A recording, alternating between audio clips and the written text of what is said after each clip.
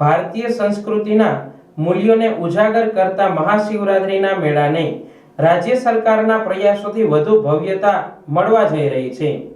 ત્યારે આ સંદર્ભમાં જિલ્લા કલેક્ટર શ્રી અનિલ કુમાર રાણાવસિયાએ સંલગ્ન અધિકારીઓ સાથે બેઠક યોજી મહાશિવરાત્રિ મેળાની પૂર્વ તૈયારીઓની સર્વગ્રાહી સમીક્ષા હાથ ધરી હતી।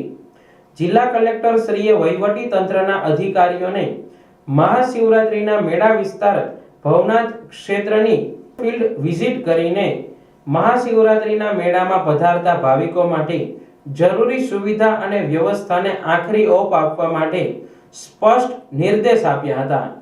જિલ્લા કલેક્ટર શ્રીએ ટ્રાફિક નિયમન, પાર્કિંગ, આરોગ્ય સુવિધા, પીવાના પાણી, શૌચાલય, પરિવહન, લાઇટિંગ, સુશોભન સહિતની આવશ્યક વ્યવસ્થાઓ સંદર્ભે પણ વિગતવાર માર્ગદર્શન કર્યું હતું।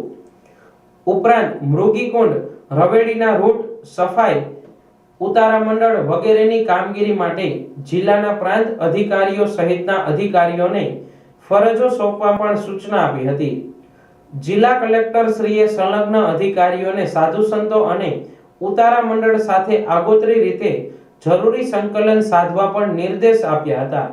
આ બેઠકના પ્રારંભમાં જિલ્લા કલેક્ટર શ્રીએ ગુજરાત પવિત્ર યાત્રાધામ વિકાસ બોર્ડના અધિકારી સાથે પણ લાઇટિંગ, સુશોભન, પાર્કિંગમાં સીસીટીવીની વ્યવસ્થા, સાંસ્કૃતિક કાર્યક્રમ વગેરે મુદ્દે પણ પરામર્શ કર્યો હતો।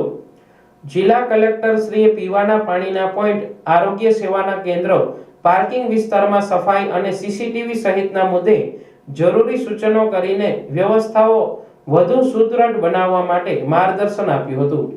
ઉપરાંત સુચારુ રીતે કામ થઈ શકે તે માટે અન્ય આવશ્યક કમિટીઓની રચના કરવા માટે પણ નિર્દેશ આપ્યા હતા।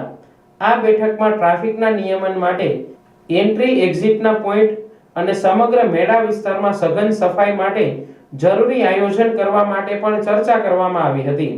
તેમજ ફાયર ફાઇટર પરિવહન સેવા માટે એસટી બસ, સાંસ્કૃતિક કાર્યક્રમના મંચ સહિતના મુદ્દે પણ જિલ્લા કલેક્ટર શ્રીએ જરૂરી માર્ગદર્શન આપ્યું હતું। આ બેઠકમાં કમિશનર તેજસ પરમાર, જિલ્લા વિકાસ અધિકારી એચપી પટેલ, જિલ્લા પોલીસ વડા સુબોધ ઓડેદરા, નાયબ વન સંરક્ષક અક્ષય જોશી, આસિસ્ટન્ટ કલેક્ટર વંદના મીણા, આસિસ્ટન્ટ કલેક્ટર પ્રતિક જૈન સહિતના જુદા જુદા વિભાગ કચેરીના અધિકારીઓ ઉપસ્થિત રહ્યા હતા।